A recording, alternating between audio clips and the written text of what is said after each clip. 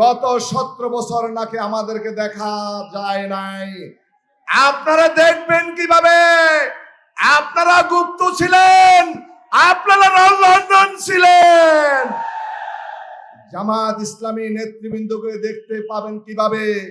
তারা তো শহীদ হয়েছেন, তারা তো ফাঁসির কাষ্ঠে ঝুলেছেন, তারা তো জেলে নিগৃহীত ছিলেন।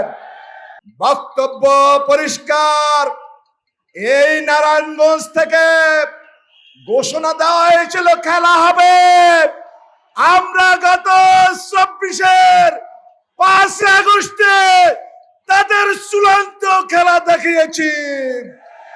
নতুন কোন ষড়যন্ত্র জামাত ইসলামীর গণতন্ত্র বিরোধী, শরিয়ত বিরোধী, ইসলাম বিরোধী বাংলাদেশে কোন চক্রান্ত হলে জামাত ইসলামী দাঁত ভাঙ্গা জবাব দিবে।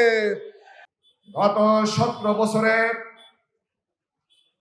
ফ্যাসিবাদ বিরোধী আন্দোলনে ঢাকা মহানগরীতে যিনি নেতৃত্ব দিয়েছেন, ফ্যাসিবাদ মুক্ত বাংলাদেশ সৃষ্টিতে যিনি অনবদ্য অবদান রেখেছেন, জননেতা এবং জাতীয় সংসদ সদস্য জনাব নুরুল ইসলাম বুলবুল, উপস্থিত সম্মানিত জেলা আমির এবং ইসলামী ছাত্র শিবিরের কেন্দ্রীয় সভাপতি, বিশিষ্ট ছাত্র নেতা জনাব নুরুল ইসলাম সাদ্দাম সহ নেতৃবৃন্দ, একান্ত প্রিয় নারায়ণগঞ্জবাসী, আসসালামু আলাইকুম রহমতুল্লাহ।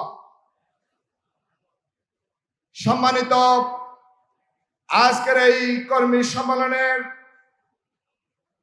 উপস্থিত সাংবাদিকবৃন্দ, আইন শৃঙ্খলা রক্ষায় নিয়োজিত সম্মানিত সদস্যবৃন্দ, গোয়েন্দা সংস্থা সহ যারা দায়িত্বরত সকলকে ধন্যবাদ জানাচ্ছি, শুকরিয়া জানাচ্ছি।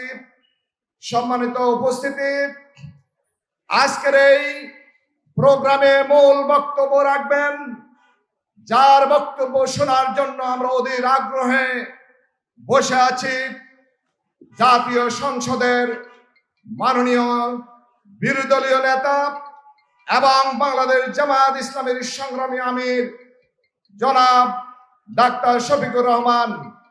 আমি সংক্ষিপ্ত কয়েকটি কথা বলবো। সম্মানিত উপস্থিতি, বাংলাদেশে জামাত ইসলামী বাংলাদেশের স্বাধীনতার উত্তর বাংলাদেশ গঠনে তার সৃষ্টির বাংলাদেশ জামাত ইসলামী বাংলাদেশের মানুষের অধিকার প্রতিষ্ঠার জন্য, মানুষের অন্ন, বস্ত্র, বাসস্থান, শিক্ষা, চিকিৎসা মৌলিক অধিকার নিশ্চিত করা এবং বাংলাদেশের অধিকার বঞ্চিত মানুষকে অধিকার ফিরিয়ে দেওয়ার জন্য কাজ করে যাচ্ছে। বাংলাদেশে জামাত ইসলামী বিগত প্রতিটি আন্দোলন সংগ্রামে বাংলাদেশের গণতন্ত্র প্রতিষ্ঠার ক্ষেত্রে, বাংলাদেশের মানুষের স্বাধীনতা সার্বভৌমত্ব রক্ষার ক্ষেত্রে জামাত ইসলামী ঐতিহাসিক দায়িত্ব পালন করে যাচ্ছে। বিগত সরকার, ফ্যাসিবাদী সরকার, আওয়ামী জালিম, তারা বাংলাদেশের রাজনীতিক অঙ্গনে তারা জামাত ইসলামীকে 1 নম্বর প্রতিপক্ষ ভেবে আমাদের নেতৃবৃন্দকে দুনিয়া থেকে সরিয়ে দেওয়ার মাধ্যমে বাংলাদেশকে আধিপত্যবাদ এবং সাম্রাজ্যবাদী গোষ্ঠীর একটি কলোনি বানাতে চেয়েছিল। আমাদের নেতৃবৃন্দকে শহীদ করা হয়েছে। জামাত ইসলামীর উপরে ইতিহাসের বর্বরোচিত ক্র্যাকডাউন পরিচালনা করা হয়েছে। লক্ষ লক্ষ নেতা কর্মীকে জেলে পোড়া হয়েছে।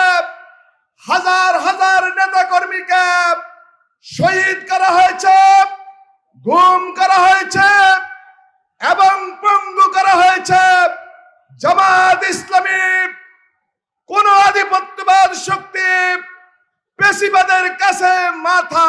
করে নাই। আমাদের নেতৃবৃন্দকে গ্রেপ্তার করা হয়েছে, শহীদ করা হয়েছে। বাংলাদেশের প্রতিটি জেলায়, প্রতিটি উপজেলায়, প্রতিটি ইউনিয়নে জামাত ইসলামী নেতৃবৃন্দকে তাদেরকে পরিকল্পিতভাবে নিগৃহীত করা হয়েছে, চাকরিচ্যুত করা হয়েছে, ব্যবসা তাদের বন্ধ করে দেওয়া হয়েছিল। আমরা আন্দোলন সংগ্রামী ছিলাম, কিন্তু আমরা এখন নতুন বয়ান শুনছি। গত 17 বছরে যাদেরকে রাজপথে দেখা যায় নাই, আন্দোলনের ঘোষণা দিয়ে যারা মোবাইল বন্ধ রেখে এসি রুমে এবং তাদের বন্ধুদের বাসায় ঘুমিয়েছিল, তারা আজকে বলছে গত 17 বছর নাকি আমাদেরকে দেখা যায় নাই। আপনারা দেখবেন কিভাবে? আপনারা গুপ্ত ছিলেন, আপনারা লন্ডন ছিলেন। জামাত ইসলামী নেতৃবৃন্দকে দেখতে পাবেন কিভাবে? তারা তো শহীদ হয়েছেন, তারা তো ফাঁসির কাষ্ঠে ঝুলেছেন, তারা তো জেলে নিগৃহীত ছিলেন। সংগ্রামী উপস্থিতি, বক্তব্য পরিষ্কার। এই নারায়ণগঞ্জ থেকে ঘোষণা দেওয়া হয়েছিল খেলা হবে। আমরা গত 24-এর 5 আগস্টে তাদের চূড়ান্ত খেলা দেখিয়েছি। নতুন কোন ষড়যন্ত্র জামাত ইসলামীর গণতন্ত্র বিরোধী, শরিয়ত বিরোধী, ইসলাম বিরোধী বাংলাদেশে কোন চক্রান্ত হলে জামাত ইসলামী দাঁত ভাঙ্গা জবাব দিবে। 53 বছরে যারা শাসন করেছে দেশকে, তারা কখনোই জনগণের আশা প্রত্যাশাকে বাস্তবে রূপ দেয়নি। আমরা আশা করেছিলাম জুলাই বিপ্লবের মাধ্যমে সেই স্বাধীনতার আশা প্রত্যাশা পূরণ হবে। এজন্য আমরা জুলাই বিপ্লবকে বলেছি দ্বিতীয় স্বাধীনতা। যদিও কেউ কেউ একে দ্বিতীয় স্বাধীনতা বলতে রাজি হয় না, কেউ বিপ্লবকে বিপ্লব বলতে রাজি হয় না, কারণ আমাদের কাছে মনে হচ্ছে কেউ কেউ তাদের আত্মাকে দিল্লির কাছে বিক্রি করে দিয়ে এসেছে। যার কারণে দীর্ঘ 8 মাস জুলাই সনদ নিয়ে বৈঠক করার পরে যে সনদ স্বাক্ষরিত হলো, এখনো সেই জুলাই সনদ বাস্তবায়ন হচ্ছে না। জাতির সাথে মশকরা করা হচ্ছে, শহীদদের রক্তের সাথে বেঈমানি করা হচ্ছে। শাসক গোষ্ঠীকে বলতে চাই, আপনাদের মন্ত্রীর এমপিরা এখনো আবল তাবল কথা বলতেছে। গত 2 দিন আগে এক ফুটপাতের চাঁদাবাজ, ঢাকা শহরের সন্ত্রাসী 5 আগস্টের পরে ব্যাংক দখল করতে গিয়েছিল, মিছিল করে বলেছে জামাত ইসলামীকে নাকি কোথায় পাঠিয়ে দিবে।